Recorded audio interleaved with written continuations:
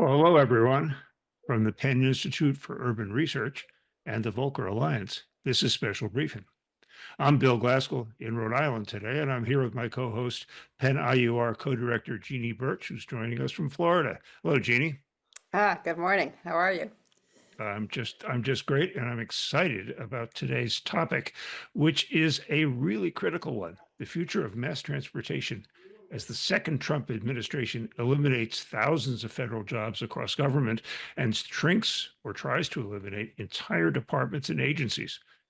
This reversal of decades of federal practice is of concern, not just to big cities and metro areas that depend on public transportation. Think for a moment of President Trump's recent vow to halt congestion pricing in New York City, and we'll be getting to that in a moment.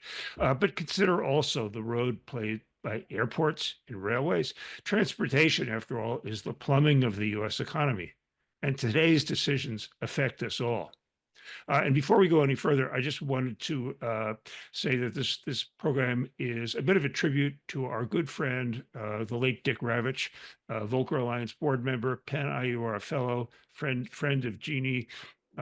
Dick was among other things, the head of the MTA, rebuilt the MTA, was passionate about public transportation, really pressed us to do this subject many times in past special briefings. So thank you to Dick. We're all thinking of you today, and we'll get things rolling in a moment.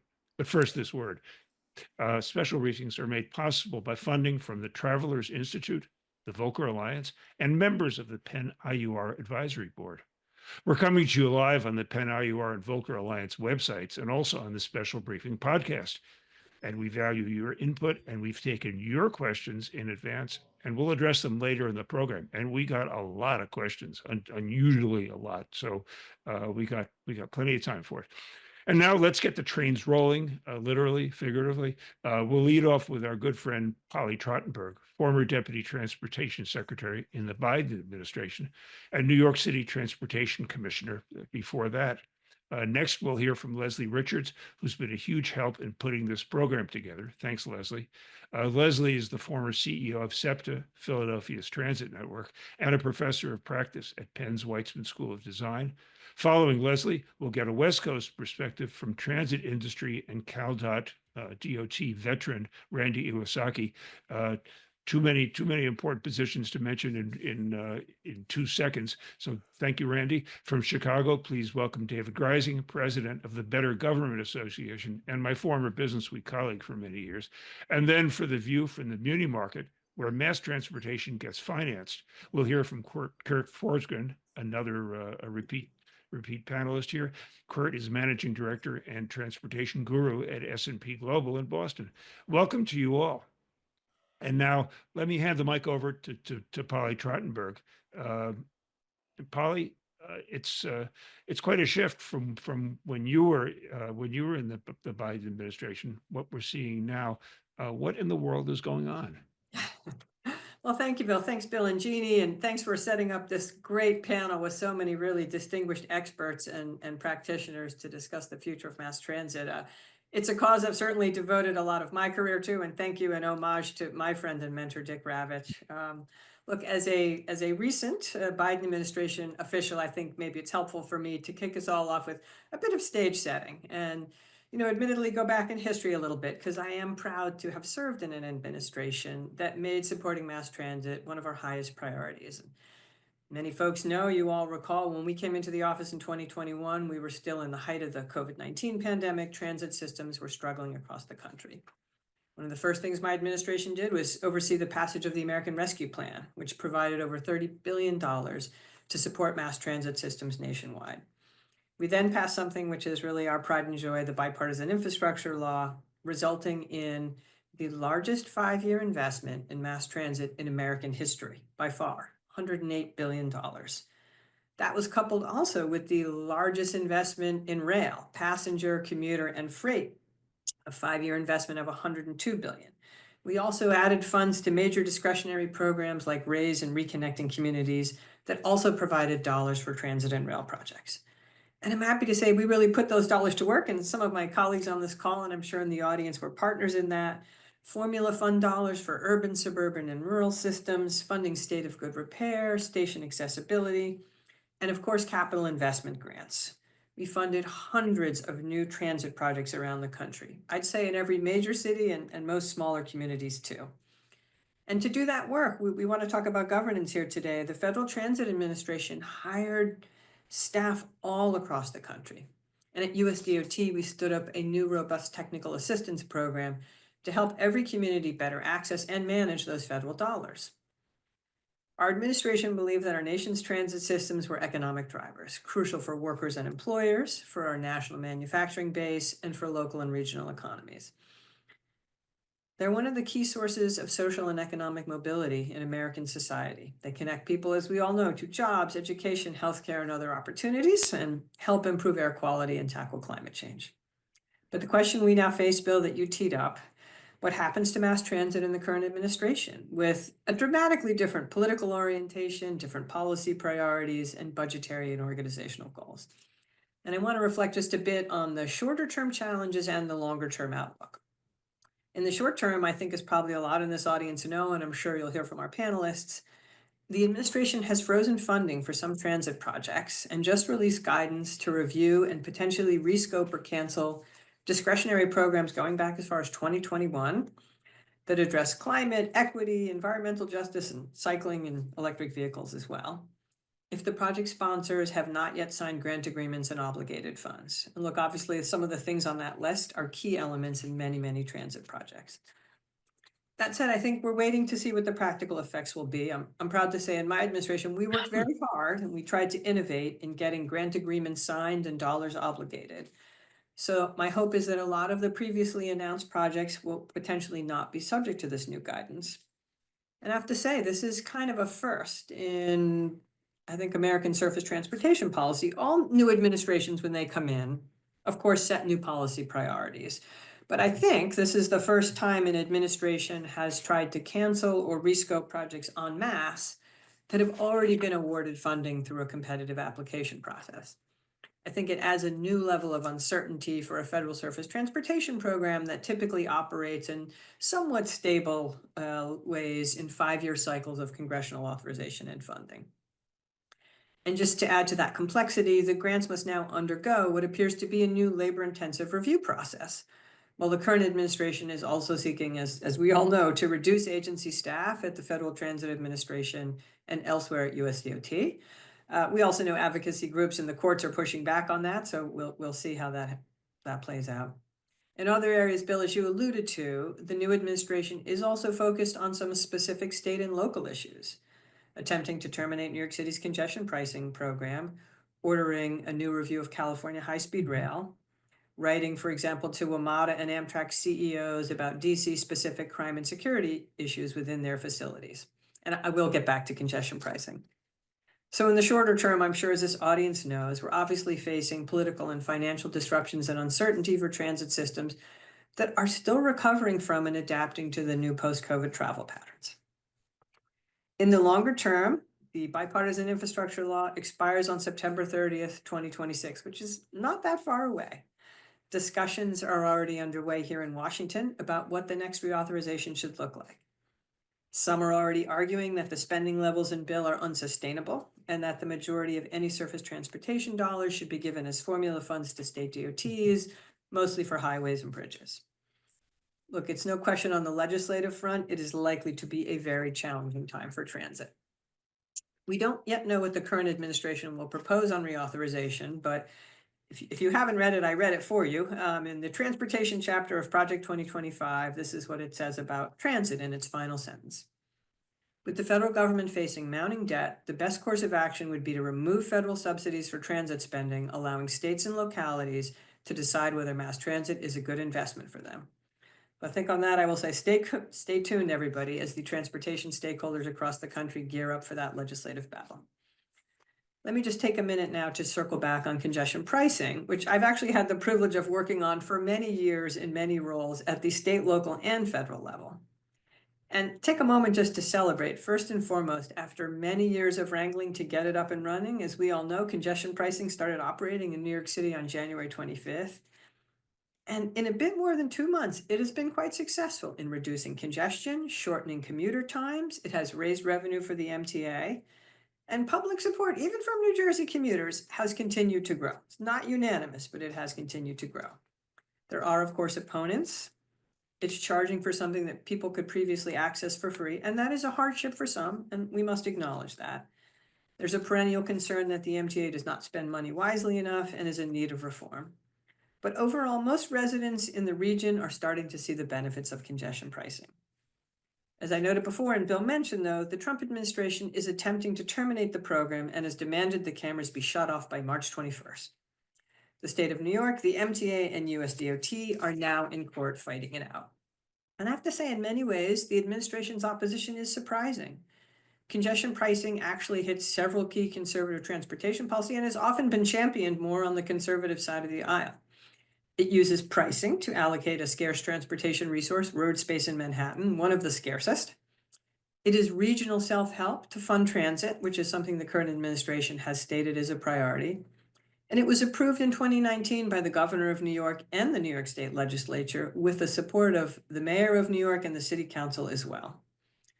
The current administration has stated that it supports devolving more transportation systems back to states and localities, and administration officials have been outspoken in their praise of state legislatures as being the places that produce the best prosperity for the greatest number of people. So we shall see again there how the legal battles play out. I can just say this, during my time at US DOT during the Biden administration, we did a very thorough analysis and modeling. We took years to do so on congestion pricing. It ran thousands of pages. We designed many important mitigations for all the affected areas. And so far, all of those have withstood legal challenge. So we'll see what happens there. But with that context, Bill, I'll turn it back to you. Thank you. Well, thanks, Polly, and stick with us. We're going to get to a lot of this in the Q&A. And let me shift focus right now to Philly and how Leslie Richards, who ran a big mass transit system with a lot of fiscal, financial challenges and capital challenges, how you see the new transportation climate and what you're teaching about at Penn right now. Sure. Well, just to give a good look at, what a large transit agency is looking at. First of all, I have to agree how we set this up, and what what Polly said as well. First of all, funding transit being challenging is nothing new. I mean, my entire life, my entire career, that has been the case. However, I couldn't agree more with what Polly said, that there's a new level of uncertainty now that is overlaid onto this. But just to give our viewers today a look at SEPTA, just wanted people to understand. So we're the sixth largest transit agency in the country. And our operating funds, which we are quite worried about right now, just wanted everyone to understand that the majority of that comes from state. So about 64% comes from the state, and we have about 26% coming from federal, just to put that into perspective. And we are also seeing, in addition to the operating fund challenge, for the first time really in SEPTA's experience, a huge capital budget crunch as well. And obviously that comes into play with what Polly just described with the discretionary funds and the uncertainty of what's getting paid out and will get paid out and what's coming out through formula. This year, SEPTA is facing over a $200 million shortfall. And it has been troubling. We've been talking about it for years. They continue to talk about it with all of the entities that we receive subsidies from. So that's local. Those are the counties we serve, of which there are five. That's at the state level, and it's at the federal level.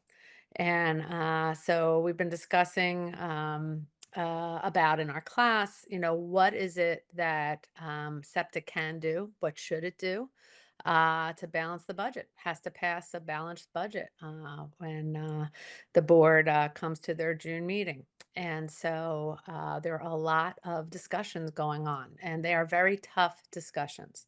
It is talking about huge increases in fare. We're talking over 20% increases, and they just did a 7.5% increase last year. They're talking about decreases in service. They're talking about 20%, but they may have to talk about even more than that to really cut down on that gap that they are looking at.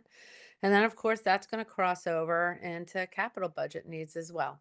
If you're looking at possibly, if they look at just eliminating certain lines, like maybe we go and eliminate 2 full regional rail lines. I'm not saying that that's the decision that they will make, but these are the types of considerations that they will be making. Then that also, if you don't have to keep up a rail line, that can cut into your capital costs as well. But also knowing you can't come back from that. Once you stop maintaining rail, once you stop servicing in certain areas, once you stop doing that type of work, you can't just snap your fingers and bring it back. And so these are just very, very difficult decisions.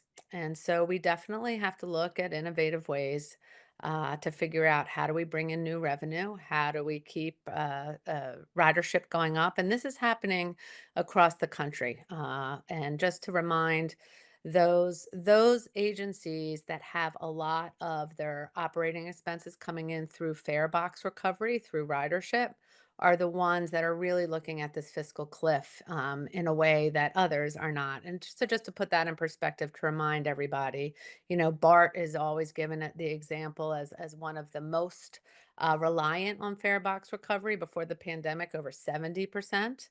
The MBTA, just for those to know, also very high, well over, I think they're around 45%.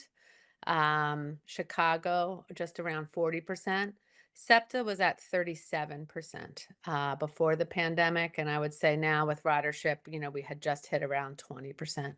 So that's where it's hitting, where you're thinking about fare box recovery. So I just wanted to paint that large picture. I know we have a lot of Q&A. I know there's going to be a lot of discussion, a lot of public meetings, by the way. And also wanted to put out there about decreasing service, obviously not an easy discussion. And also trying to figure out how do you spread that across each county that you serve? How do you spread that through all the different riders that you have? How do you spread that across all of your modes?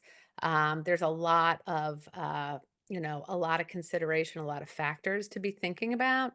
And trust me, it's not where any transit agency wants to be. So we are listening very closely, hearing what the Trump administration is saying. Where is it that they want to go? Where is it that they want to fund? And before I end, just a few other things that I'm listening to as well, and we're discussing as well in our class is, a lot of things are being thrown out there. Like, is money going to go where fertility rates are higher? Is money going to go to certain cities that are showing growth? Is money not going to go to certain states that don't have certain density? And Pennsylvania is one of them. We do not qualify, whereas other states do qualify into the density numbers that are needed. So those are all the things that we're talking about. But as I said, this is a new level of uncertainty for all of us. Well, thanks, Leslie. I'm going to hand off to Jeannie in 1 second, but just one reminder and one thought, as Polly pointed out, and I neglected to say earlier, we have a ton of resources posted for you Mhm. on the Penn IUR and Volcker Alliance websites. So please, during the program and after the program, they'll be there. Go back and read up. They're very helpful. The second thing is just a reminder: don't expect states to bail out mass transit systems. They're looking at potentially huge cuts in Medicaid to help balance the federal budget under TCJA 2.2.0. There are other programs that are being cut, USDA, for example. So it's not like states are going to have lots of cash, lots of quarters and nickels and dimes down on the couch cushions. It's going to be a tough environment. And Jeannie, with that, I leave it to you. Thanks, Bill. Thanks, Leslie and Polly. You've painted quite a picture of what's happening nationally and on the East Coast. let's turn to the West Coast, where we have Randy Iwasaki speaking with us. He's president and CEO of his consulting services and a former leader of state and local transportation for Amazon Web Services. He will tell us a little bit about post-COVID. More importantly, he'll talk to us about some of the innovations that are occurring out there. Randy? First of all, thank you for inviting me to participate on this panel. I appreciate it. And good day to all of you, and thank you for tuning in.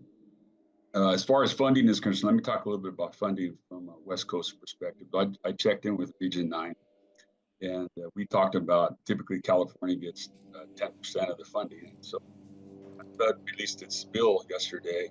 It had we talked about 20 billion. It's $20.9 billion. About $2 billion comes to California.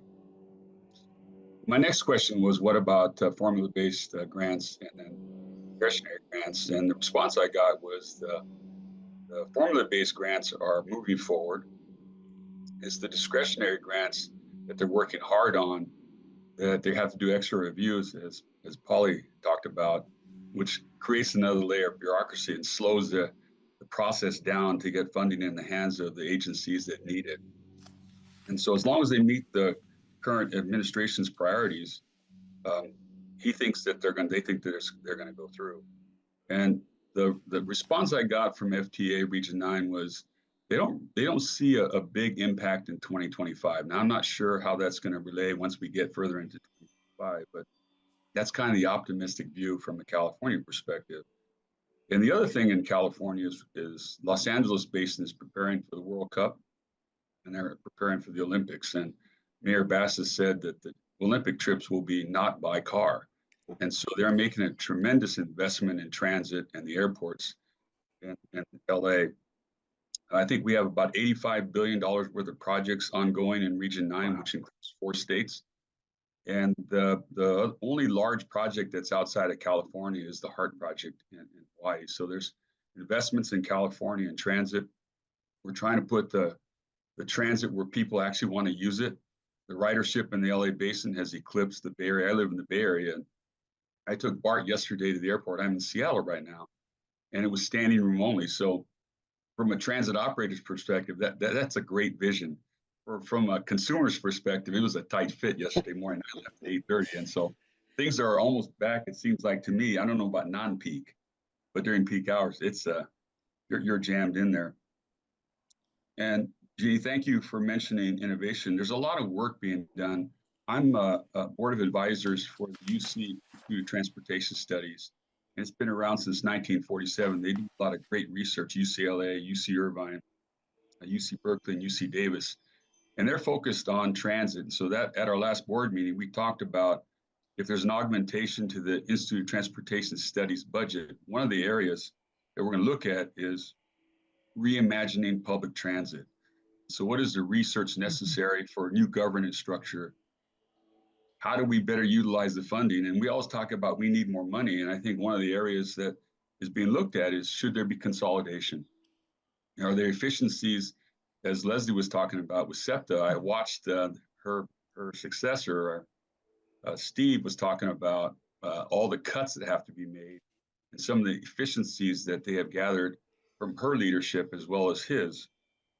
That area, but on the area of ridership, when I led the Contra Costa Transportation Authority in 2013, I founded the largest secure autonomous vehicle testbed in the United States. And from that vantage point, we got to see really a front row seat to innovation as the automation progressed, as an example, as the V2I, vehicle to infrastructure technology progressed. And one of the areas that we talked about when we go to Washington, D.C. and meet with Undersecretary or Deputy Secretary Trottenberg and others is we try to stay on message. Technology is not a panacea, but technology can help enhance safety. It can help areas of ridership. And so we made an application for the automated driving system grant. And this is just an example of innovation. And there were three pilot projects that we proposed. One was at the county hospital in Martinez. I gave a speech about automation at the City Hall in LA. It was aired on C-SPAN a couple of times. A doctor from the county hospital in Martinez watched that, and he came to my office and he said, "Hey, if you ever have any self-driving vehicles to help lower the absentee rate, at our hospital, one of the number one reasons why people miss their appointments is they don't have good access to transportation or reliable transportation, where in the Bay Area, you can get hot in the summer and they don't want to stand out in the hot sun, or it could be raining. They don't want to stand out in the rain. And then when they do get to the doctor's office, they don't know how long that appointment's going to be. And so the pilot is now ongoing. Maine Mobility is running their Presto. It's a Sienna van, a Toyota Sienna van, in a 7-mile loop. And the idea is to figure out, can automation, the AV technology, help lower the absentee rate at the county hospital? And so we have a minor issue, you don't want to go in, and that minor issue becomes a major issue or a chronic issue, and you've got to spend a night in the hospital. That's $20,000 or so a night. And so someone's going to have to pay for that, whether it's insurance out of your pocket or others. I mean, that's a big cost, and transportation can help lower that risk. The other area is, and I hosted some senior citizens, and it turned out the CEO of Rossmore, it's a gated community in Walnut Creek where I live, there's 10,000 senior citizens. The average age is 77. And would they actually use a self-driving vehicle, a shared autonomous vehicle in this case? And so we brought him out to Go Mentor State. And there were some great questions from the folks that attended. From, hey, can I still dial up to they have a public transit system that ends at 5 o'clock. So you got after-hour service, they don't have it. You have a concert series that starts at 7. If you're 90 years old, you're not going to walk a mile to go watch a concert typically. You drive. I gave a couple speeches at Rossmore, and I look at the fenders of the vehicles, and they're not all pristine, and you may make some mistakes. And so had that issue. And then one lady, she actually said that she witnessed a really horrific crash, and she said gave up her keys to her children. She hasn't driven since, but she still wants to see her grandchildren. She wants to go shopping. And so the vehicle now is at Rossmore, and it's in the circuit to see if the people there would like to use it. And I think the initial response that I heard when I called my old team at CCTA is people are using it and they're getting accustomed to it. And in the area of innovation, and I don't normally advertise this, but when I first got to the Bay Area, I didn't know how to use BART. And so I drove into San Francisco because I don't want to stand on the wrong platform, go in the wrong direction, have to make a U-turn and come back. It was a big waste of time, but nobody teaches you how to use it. And so one of my teammates said, hey, Randy, let's go to San Francisco. We'll take BART. I said, oh, that's a great idea. And I didn't have a card and anything. And so they actually taught me how to use the thing. And now I'm a pro. I don't ever drive into Oakland or San Francisco because parking's expensive. And so there's a lot of innovation, a lot of research that is going on across the country, not just at the UCITS. I think that, and also the Transportation Research Board, if we utilize the results of that and deploy those, I think that we're going to get more butts in seats.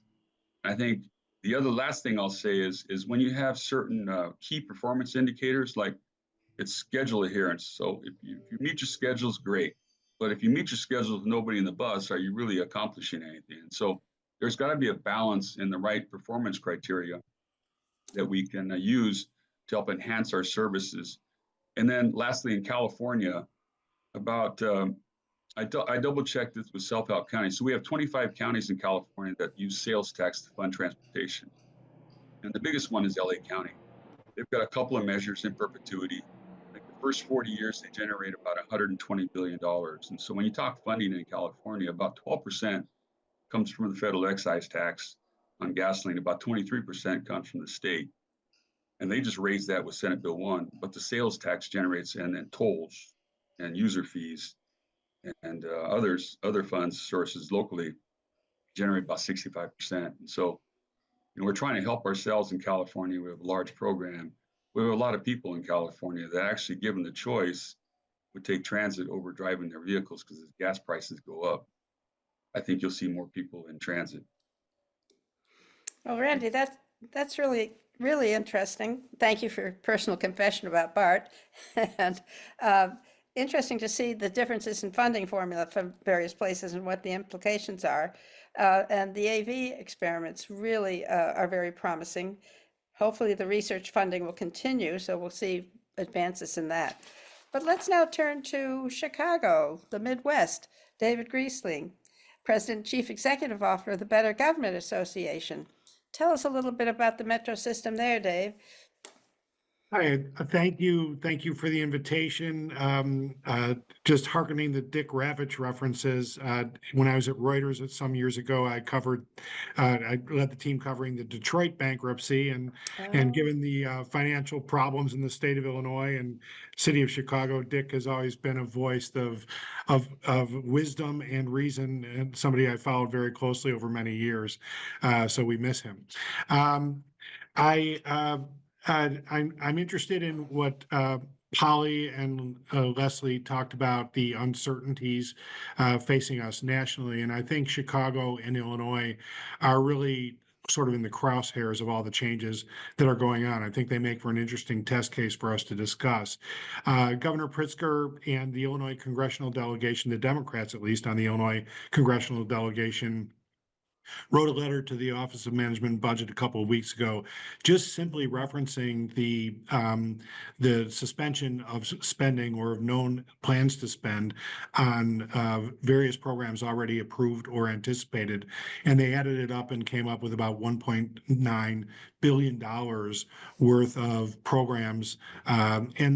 While a lot of my discussion will be about what's happening in Chicago, I would say that in this letter, they referenced programs across the board: a rail system in Springfield, Illinois, the state capital, a multimodal investment in Bloomington, Illinois, South Central Illinois, an infrastructure program in Rock Island, which is on the Mississippi River across from Davenport, Iowa, and so forth. This is a statewide concern, and the uncertainties that are being raised are felt statewide in Illinois. In the Chicago area, there are major projects that are planned based on federal funding. We've got a $12 billion expansion of O'Hare that is just getting underway, that's counting already on nearly $400 million of federal money that has been committed. And the one that everybody's watching very closely is the extension of the Chicago Transit Authority's Red Line, the north-south spine that runs across the city, that for years there's been discussion going back several mayoral administrations, been discussion of extending that red line all the way to the southern border of the city. There's about 11 miles that are not currently served right now, whereas the red line serves the entire city, going to the more wealthy north side of the city. And that just before the Biden administration left office, the CTA received a $1.9 billion binding commitment, a full funding grant agreement, as it's called, to fund this major expansion of the CTA Red Line. Many people in and out of government here in Illinois are saying that they fear, despite the binding commitment made by the Biden administration, that red line funding could potentially be at risk. The big talking point in the state right now, though, is about the prospective merger of the Chicago area transit systems. There are multiple systems. There's the CTA that I mentioned, which is the city rail line. There is the Metro commuter rail system, and there is the PACE suburban bus system, all of which is overseen by a group called the Regional Transportation Authority. Altogether, that system faces this year, in the coming fiscal year, I should say, which starts July 1st, about a $771 million hole in its budget. And there is a search on for, and that would be expected to grow to about $1 billion a year in coming years. There is a search on for a merger approach to solving some of the structural fiscal problems. There are a couple of different plans that have been put forward. One would be an outright merger of the agencies, which would bring about economies immediately of around, it's estimated about $100 million a year, and would be politically complex and take longer to implement than is the immediate need for this $700 million. A shorter term, and that would happen under a group called the Metropolitan Mobility Authority, which would be a new agency. The boards of the CTA, Metra, and PACE would be and the RTA would be dissolved, and the representation on the new MMA would be done according to population areas, which is quite important because under the current system, there's a serious consideration of the inordinate power that the Chicago area has. The CTA in particular receives disproportionate attention from the Regional Transportation Authority, at least in the view of some of the suburban representatives. The alternative approach, which is backed by unions here in Illinois, which is very important because the unions are extraordinarily powerful in any time, and in particular under Governor J.B. Pritzker, who receives considerable support from the unions. The second option would be sort of a partial and slow motion dissolution of the authority of those system boards. The RTA would gain new powers to set fares across the system, as well as to make decisions about capital spending and other things that so far it has to at least share with the CTA, Metra, and PACE boards. Both of the proposals call for an additional $1.5 billion in spending on an annualized basis, and they share very similar ideas about how this money might be raised. And in a state with already a heavy tax burden, there's significant discussion about increased taxes. Fares would be raised by about $100 million annually. Sales taxes could be increased by about $470 million. Parking taxes and vehicle registration fees would earn another $130 million. And toll road receipts would increase by about $18 million. The only outright state spending that is called for under these plans is an additional $300 million toward paratransit and equity-based support from the state. So Governor Pritzker, in his budget for the fiscal 2026 set aside no money for covering this $771 million gap that the state is facing. He was able to deliver a balanced budget by doing so. And if indeed he has national ambitions, as some people say, and as a pending speech in New Hampshire might attest, it was politically advantageous for the governor to deliver a balanced budget. But he did so full well knowing that at some point the state will need to step in, both on some of the governance issues that are being addressed in these conversations and also on the funding questions. And so there's a big question mark facing the state about what's going to happen. I mentioned the 771 this year, the $1 billion we're facing next year. That's in addition to other additional major costs that these systems are facing. Specifically, there's about a $30 billion catalog of deferred maintenance that the system faces, and there is no means by which to plan to make those investments. And in fact, some of the proposals floating out there call for increased deferred maintenance.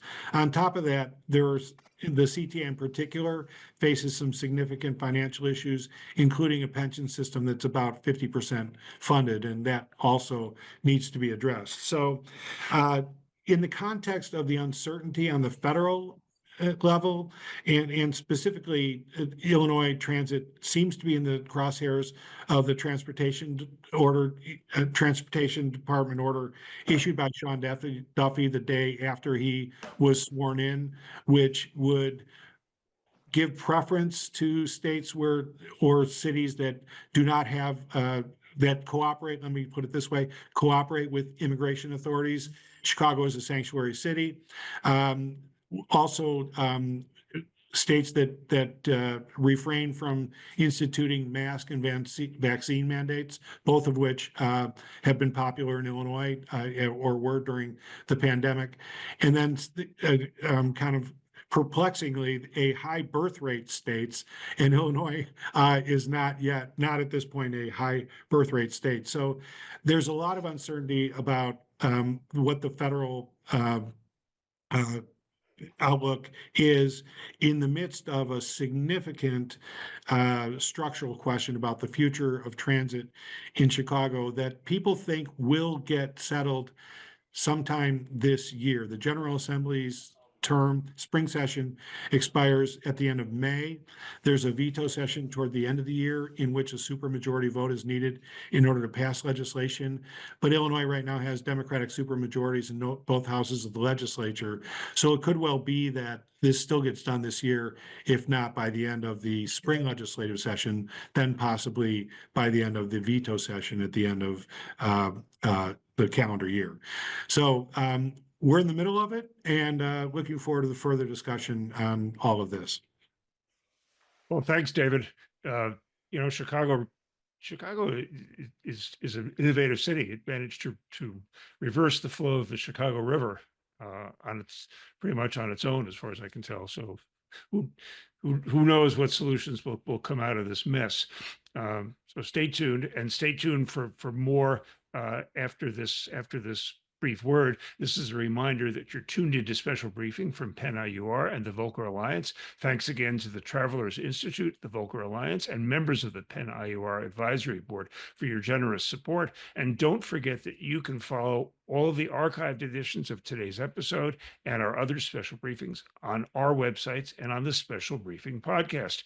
And now let's not waste any more time with promos and get right to the view from the muni market from Kurt Forsgren from S&P. What's your outlook for the sector with all these shifting sands, and winners and losers in this? Tell us about it.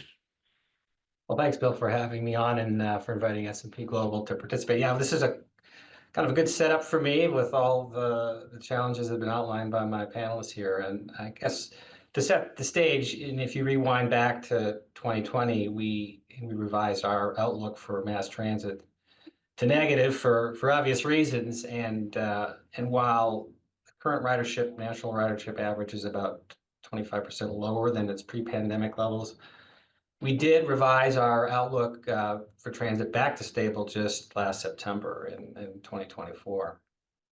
And we did this for several reasons. One, we saw, obviously, there has been some recovery in passenger ridership levels across the nation. It varies, by region and by system, obviously, but there has been a general recovery, and that's continuing actually today with more return to work mandates by employers.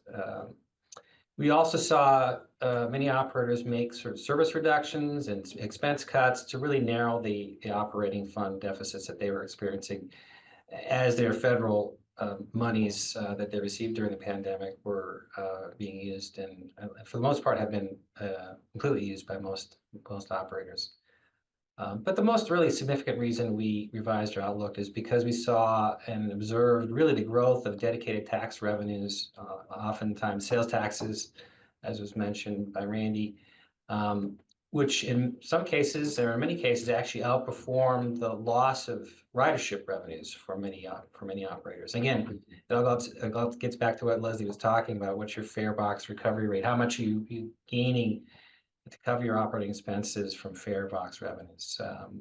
So this sort of strength in taxes and in tax support by system operators and by their policymakers and legislators, has been a real strength for credit quality across the sector. In fact, we raised the ratings on about 7 transit operators just in November of last year to reflect the strength and growth that we've seen in this tax support sector. So now, however, not all operators have solved for Y yet, Y being the zero in a calculus of balanced budgets. And that's a real challenge, as we just heard David explain in Chicago.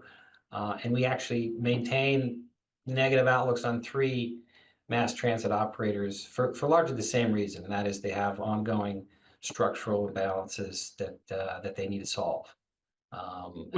Kurt, which ones are they? Those 3. The 3 include San Francisco Muni, BART, as we mentioned earlier, and then the Chicago Transit Authority are the 3 that have negative outlooks. So, that means that, we are expecting there's a 1 in 3 chance that the rating could go down for the next couple of years. And, it's sort of the things we're watching for, not just for those particular credits, but across the sector as a whole is as I mentioned, what does this return to work look like? Has it peaked out? Are we seeing a recovery in that metric? I think we felt like it sort of stalled out last year in terms of the national average, and again, it varies by region. But there's been kind of a surge in some systems, as Randy also mentioned, in areas of BART experience, and often a return to work mandates that we've seen in some metro areas and by some major employers. We're also looking at sort of how each agency manages the loss of federal operating support, which they kind of used largely to maintain their systems and to keep service levels consistent, even during the pandemic and during the period of time when ridership was much lower. And how are they going about getting to that sustainable balance operating fund? Are they using one shots? Are they using ongoing recurring revenues and expense cuts to achieve that balance? And really, ultimately, in the end, what is the level of support by state and federal and local policymakers in terms of providing the support these systems need to continue to operate at levels, or making a decision to reduce service levels to match demand? I think it kind of gets to a philosophical level that's kind of beyond my pay grade. Is really how we as a country view transit. Is it a public good? Is it something that we all benefit from, even though we don't use it, and it's worth subsidizing and cross-subsidizing from other revenue sources? Or is it a true user pay model that even under that scenario still needs significant support for capital investment, which just goes beyond any kind of fare structure that is self-sustaining? So that's kind of our take on the sector. It is stable at this time, but there are challenges for many operators, and we'll be watching those and other operators across the country as we sort of see what happens at the federal level and transit grants, both operating and capital, going forward. Well, thanks, Kurt. Now let's get into some questions. I want to pop the first one, give it to Genie for the second one. We in some of the meetings we had before this program, the term notice to proceed came up from Randy, and I think maybe from Polly also. And I think Randy said all grants are on hold if you don't have a notice to proceed from the Transportation Department. So this is a jump ball question. Panelists, please, those of you who don't have your cameras on, please turn them on. What does this actually mean? How many projects? What are some of the key? What are some of the key projects that are on the bubble right now because of this? May continue, may not continue. Randy and Polly, do you want to start with that? Polly mentioned the first one, California High-Speed Rail. Okay, And that's a big investment. I remember when I was the director of Caltrans when I worked for Governor Schwarzenegger, we had a request for the ARAP funds in Track 2. So we asked for 4.7 billion. We got 2.25 billion to start the high-speed rail from a federal perspective. And that was a great grant to build a test track down the Central Valley. And that project's underway, and there's a lot of structures built, but then you put a hold on. What happens is the inflation cycle just kicks in, and what used to cost you $1 when you start back to work is $1.50 or $2. And then people wonder, why does this project cost so much? So hesitations in the schedule are just terrible, because you have to pull people off. They go to work somewhere else. They got to bring them back. And I think this is very detrimental. Once the decision made, you should keep funding the project to the end. Yeah, Bill, I don't want to single out any particular projects, because I think there's always hope springs eternal that there'll be good negotiations potentially happening. But as I mentioned in my remarks, re-looking at the discretionary grants goes back to 2021. Again, I think happy to say the Biden administration, USDOT, we got a lot. We tried to do everything we could to accelerate grant agreements and obligations, but it's no question we did a flurry of grant announcements at the very end, and Chicago's red line is one of those. So I'd say the projects that were most recently announced obviously are, for a lot of reasons, potentially not as far along, subject to the new guidance. But we'll see. I mean, one other thing I just want to note here, and thanks whoever mentioned, right, that there's a whole other overlay, maybe it was you, David, of sanctuary cities and what you did during COVID and birth rate. I mean, there's some of that. We'll see how real any of that proves to be.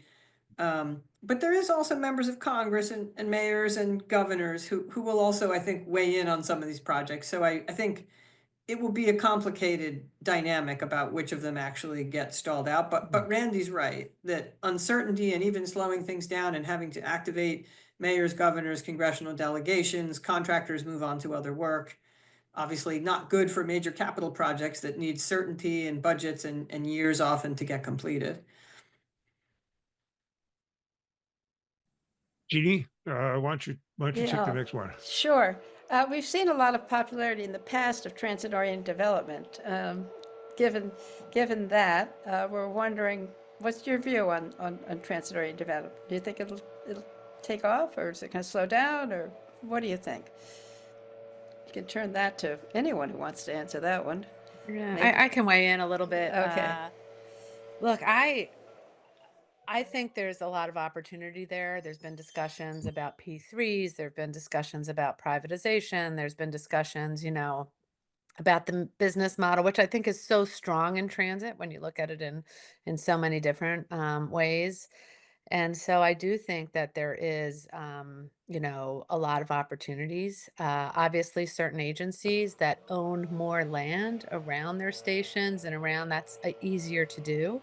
In areas like the Philadelphia region, harder to do, where the agency itself doesn't own a lot of the land around the stations, and so have to work with a variety of property owners and different Zoning changes, stakeholders, yeah. and it gets very difficult. But I think the opportunity is definitely there, and we would love to see it.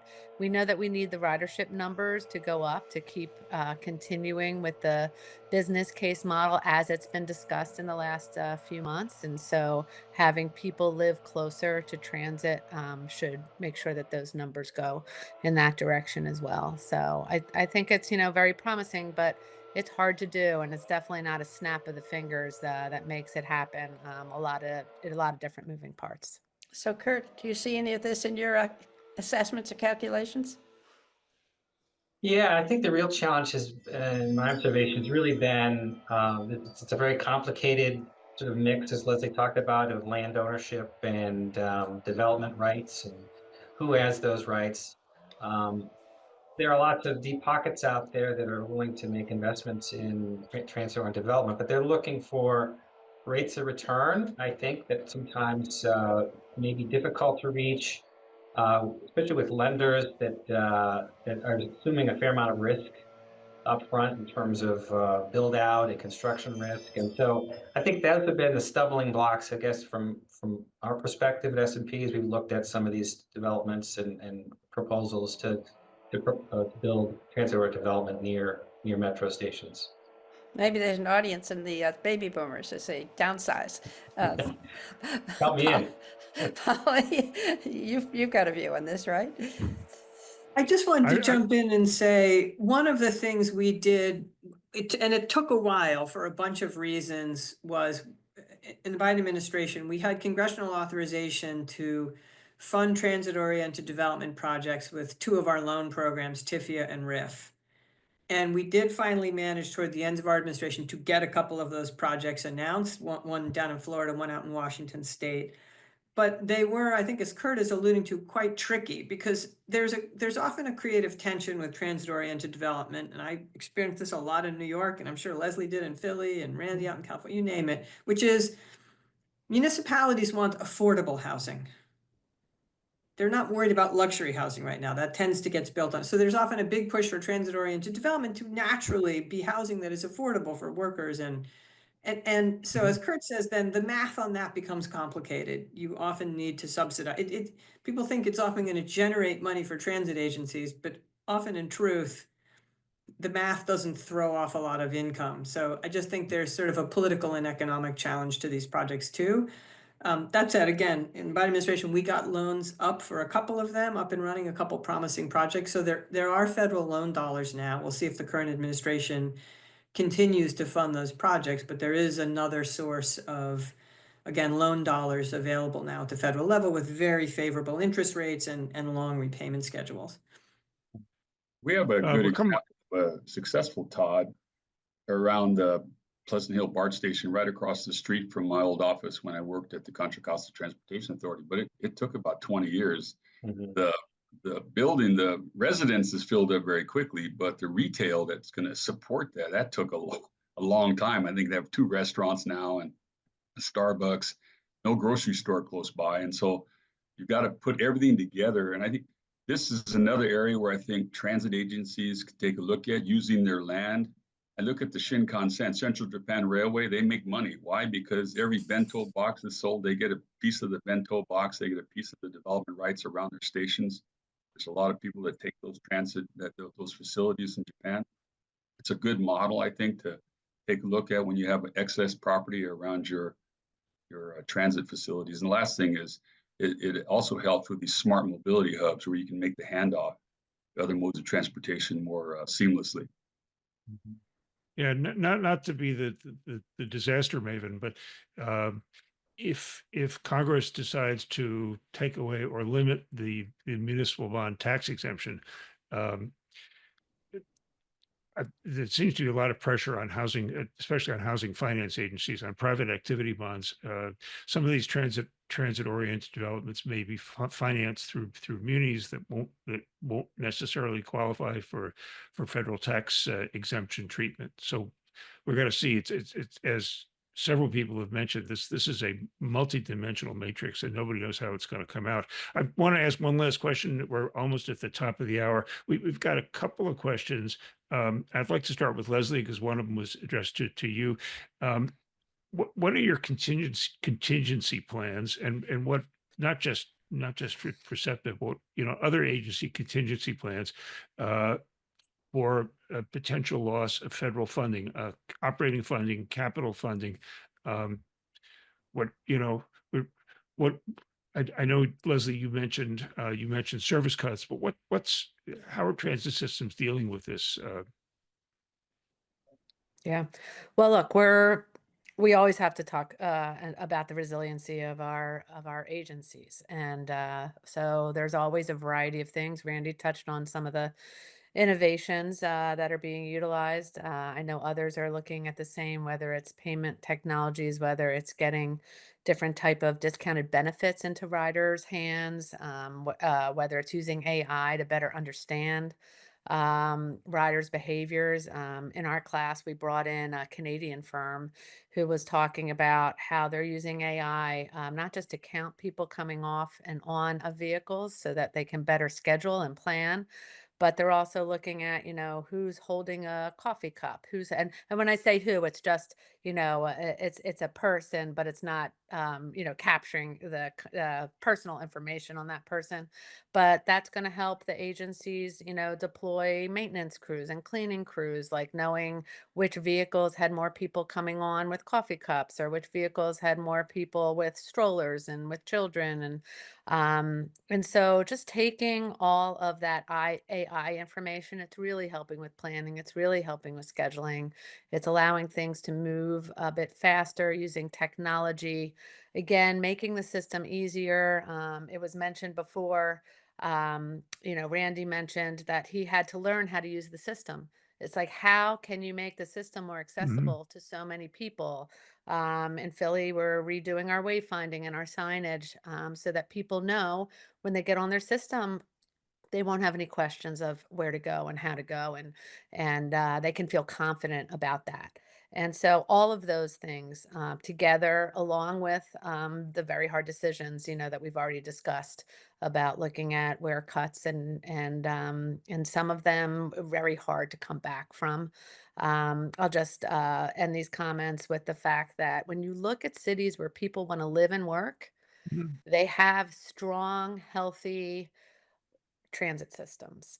And so I don't see a future without strong, healthy transit systems if we want healthy, vital, you know, areas and communities here in the US. So we have to figure this out. Well, thanks. We're just about at the top of the hour, so why don't we end this debate here? It's not gonna go away, and we will come back to it. That's it for this edition of Special Briefing. Uh, Thanks so much to our fabulous panelists. Holly, thank you for making time. Leslie, it, all you guys were wonderful. Thanks also to our co-host Genie Birch and to our production team, Megan Schmigdal, Shannon Mannon, Amy Montgomery, Graham Dowd, and Noah Wynn-Ritzenberg. And special briefings are made possible, of course, by funding from the Travelers Institute, the Volcker Alliance, and members of the Penn IUR Advisory Board. Thank you to you all. I'll be back with Genie Birch again live. She'll be live at the OECD in Paris at 11 a.m. Eastern Time on Monday, April 14th, to hear all about mayors under stress and how they're financing local development around the world. So please watch your websites and your email for details. And remember to catch up on this and all of our other special briefings on our podcast. And so for now, I'm Bill Glasgall on behalf of Genie Birch and our team, and we'll see you again on April 14th.